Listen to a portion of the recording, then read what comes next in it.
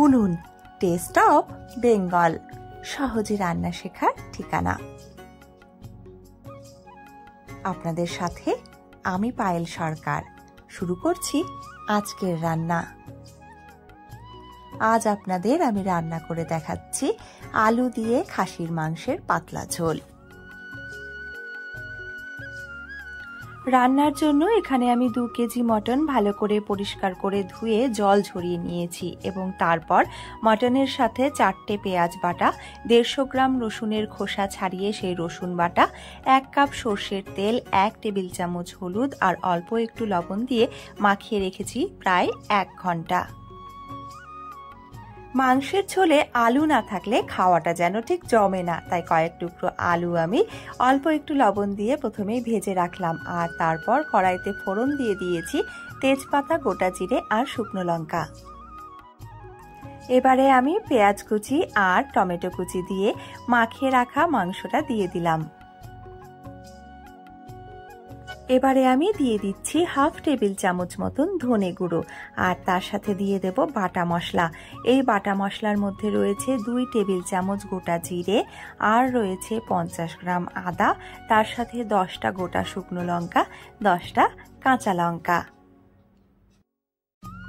মাংস মাখানোর সময় আমি দিয়েছিলাম 1 টেবিল চামচ হলুদ।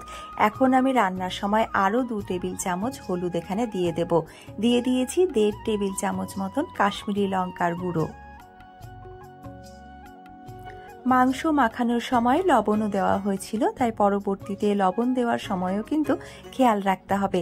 আঁচ কমিয়ে আমি ঢাকা দিয়ে দিয়েছিলাম প্রথম 10 মিনিট। এখনও কালারটা আপনারা ঠিক বুঝতে পারছেন না, কিন্তু রান্নার শেষে দেখবেন যে কালারটা কতটা ভালো হয়। মাংস মাখানোর সময় 1 কাপ সর্ষের তেল দেওয়া হয়েছিল, আগেই বলেছি, এবং পরে কড়াইতে কিন্তু আমি আরও 1 কাপ সর্ষের তেল দিয়েছি, অর্থাৎ 2 কাপ সর্ষের তেল দিয়েছি 2 কেজি মাটনের জন্য। আর বলেছিলাম 4টে পেঁয়াজ বাটা দেওয়া আছে। আর রান্নার সময় কড়াইতে আমি ডুমো করে রাখা পেঁয়াজ দিয়ে দিয়েছি আরও 8টা, তার সাথে একটা বড় টমেটো কুচি। মটন রান্নার জন্য আমি মশলা আলাদা করে ভাজি না। আপনারা অনেকেই হয়তো মশলা ভেজে তারপর মটন রান্না করেন, মানে সাধারণত চিকেন যেভাবে রান্না হয়ে থাকে, কিন্তু মটন রান্না করার সময় একদিন এইভাবে রান্না করবেন, দেখবেন A ক্লাস মটন হবে। কাঁচা মশলায় অর্থাৎ পেঁয়াজ যেহেতু ভেজে দিইনি, তাই কিন্তু প্রথম 10-12 মিনিটের মধ্যেই অনেকটা জল ছেড়েছে এবং এতে করে কষানোর সময় খুব একটা জল দেওয়ার প্রয়োজন হয় না। আঁচ কমিয়ে রান্না করব এবং যদি প্রয়োজন হয়, অর্থাৎ মনে হয় তলায় ধরে আসছে, তবেই অল্প অল্প করে জল দেব। আর এইভাবে রান্না করে নেব প্রায় 45 মিনিট এবং এতে করে কষাটা একদম দুর্দান্ত হয়ে যাবে। তারপর ভেজে রাখা আলুর টুকরোগুলো দিয়ে রান্না করে নেব আরও 3 থেকে 4 মিনিট। এবারে দেখুন রংটা কত সুন্দর হয়েছে। ব্যাস, এবারে আমি কিন্তু ঝোলের জন্য জল দিয়ে দিচ্ছি। ঝোল কতটা পাতলা আপনার প্রয়োজন বা ভালো লাগে সেই অনুযায়ী জল দেবেন। আলুগুলো একেবারে নরম করে আমি ভাজিনি, কারণ রান্নাটা প্রেসার কুকারে করব, তাই যখনই হালকা লাল রঙের হয়ে এসেছিল তখনই আমি আলুগুলো তুলে রেখেছিলাম। ঝোল ফুটে উঠলে আমরা প্রেসার কুকারে এই মাংসটা দিয়ে দেব। এই রান্নাতে আমি আজ নর্মাল জল ব্যবহার করেছি, তাই ঝোল ফুটতে একটু টাইম লাগছে। রান্নার সময় গরম জল বা উষ্ণ গরম জল ব্যবহার করলে কিন্তু রান্নার স্বাদ অনেকটাই বেড়ে যায়। আমি অনেককেই বলতে শুনেছি খাসির মাংস খেতে গেলে একটু গন্ধ লাগে।